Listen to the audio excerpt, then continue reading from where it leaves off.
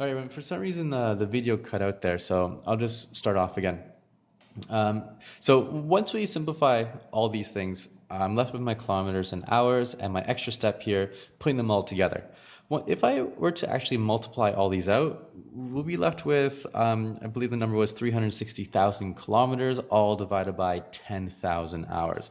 And my goodness, I don't want to divide those large numbers. So what I can do is I can start simplifying before I actually multiply.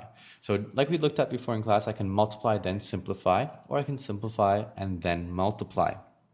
So here to simplify, let's see, if I divide the top by 100, can I divide the bottom by 100? Well, not this, but 1,000 divided by 100 is only 10.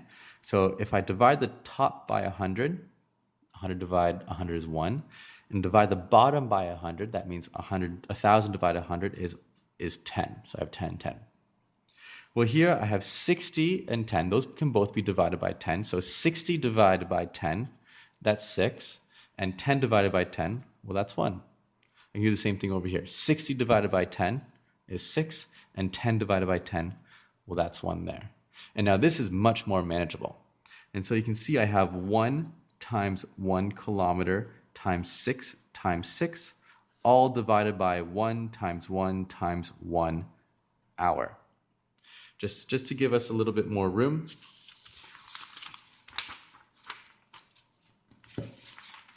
Right on the back of this one. I'm just going to continue on from here.